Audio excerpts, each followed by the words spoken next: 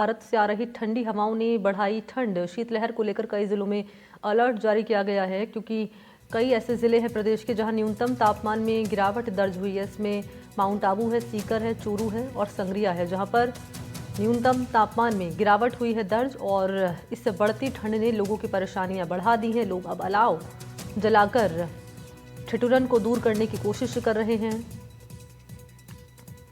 तो उत्तरी भारत के बर्फीले क्षेत्रों से ठंडी हवाओं के चलते शीतलहर का प्रभाव बढ़ रहा है।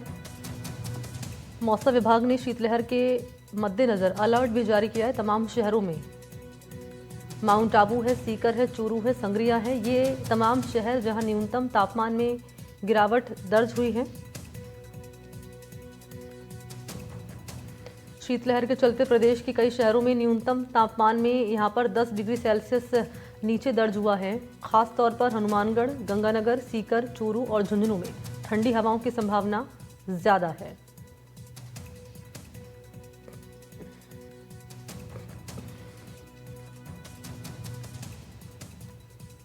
तो अलग अलग शहरों की ये तस्वीर आपके सामने रख रहे हैं। आप देख पा रहे हैं कि अलाव जलाकर लोग ठंड से बचने का जतन कर रहे हैं। उधर सीकर की बात करें तो कमोबेश यहाँ पर भी वही तापमान है जो झुंझुनू में बना हुआ है।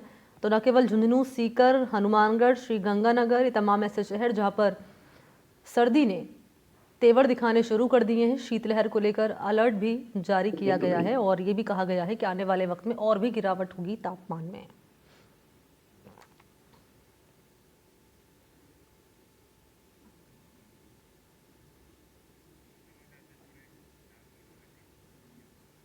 और मौसम का हाल बताने के लिए और क्या है तस्वीर, ये जानने के लिए हम लिए चलेंगे अपने दो सहयोगी मेरे साथ मौजूद हैं। जगदेव मौजूद हैं सीकर से और गजेंद्र मौजूद हैं चूरू से। गजेंद्र, पहले आपके पास ही आते हुए, चूरू का सर्दी का मीटर क्या कह रहा है?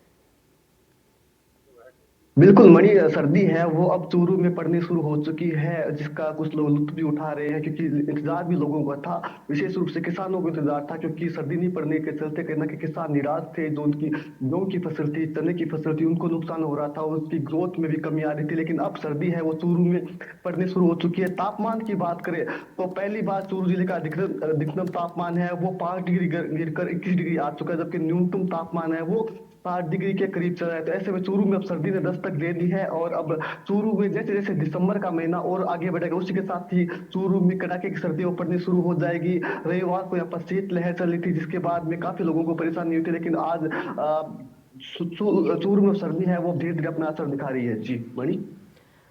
सीकर का मौसम का मीटर क्या कह रहा है जगदेव, और मौसम विभाग की ओर से यहाँ पर अलर्ट जारी किया गया है क्या? जी मणि, बिल्कुल निश्चित तौर पर मौसम विभाग की ओर से जो है शीतलहर का अलर्ट भी जारी किया गया है।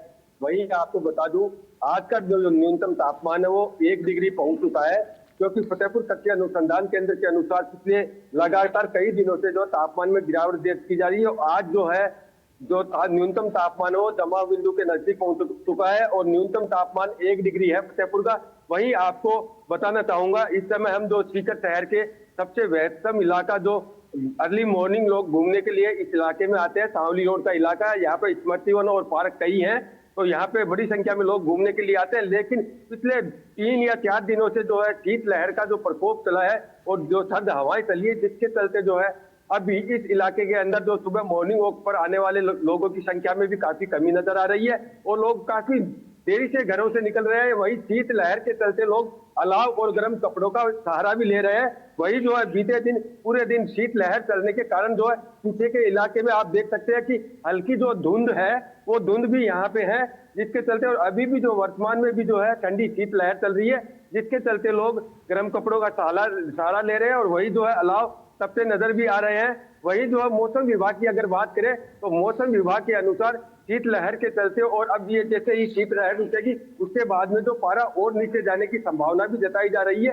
क्योंकि मौसम जब जैसे जैसे शुष्क होगा, शुष्क होने के बाद में जो है एक बार तापमान में भारी गिरावट दर्ज की जाएगी। और शेखावाटी का ये इलाका, विशेषकर जो फतेहपुर का जो इलाका है, वहां पे जो है अक्सर देखने को आता है कि आधा दिसंबर बीतने के बाद में यहाँ के जो ढोरे हैं, जो पेड़ पौधे हैं, उन पर जो है बर्फ की बूंदे जमनी, जो पानी की बूंदे है वो बर्फ के रूप में जम जाती है, और कई दफा जो है पाला पड़ने की संभावना भी 15 दिसंबर के बाद में हो जाती है, जिसके चलते जो जो कच्ची के जो इलाके हैं जहाँ पे खेती होती है वहां पे जो है पाला भी पड़ता है, जिसके चलते लोगों को नुकसान भी होता है। फसल में नुकसान होने के कारण जो है लोगों को काफी जो नुकसान का सामना करना पड़ता है। वहीं जो है आगे की अगर बात करें मौसम के अनुसार, तो आगे जो है सर्दी और बढ़ने की संभावना जताई जा रही है, क्योंकि ये उत्तरी जो शीत लहर जो चली है जिसके कारण से ये तापमान में गिरावट दर्ज की जा रही है। जी मणि। बिल्कुल। और बात करी जाए आगामी दिनों को लेकर, तो क्या कह रहा है मौसम विभाग, गजेंद्र सिंह, इसको लेकर?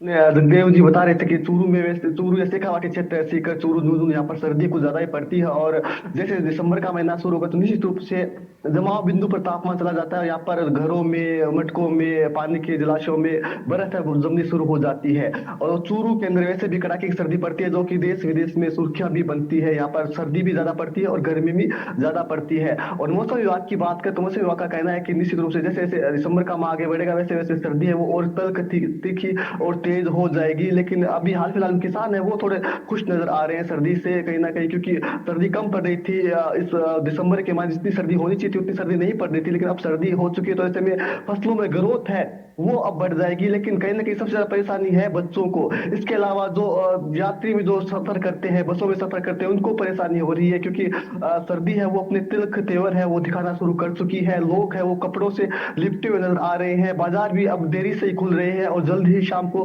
बंद हो जाने, क्योंकि शीतलहर है वो साथ में चल रही है। तो ऐसे में बाजारों पर भी इसका असर है वो देखने को मिल रहा है। इसके अलावा हम अस्पतालों की बात करें तो अस्पतालों में भी लगातार ओपीडी वो लगातार बढ़ रही है। जी ठीक है, शुक्रिया आपका गजेंद्र सिंह और जगदेव सिंह, तमाम जानकारी मौसम को लेकर साझा करने के लिए। धन्यवाद।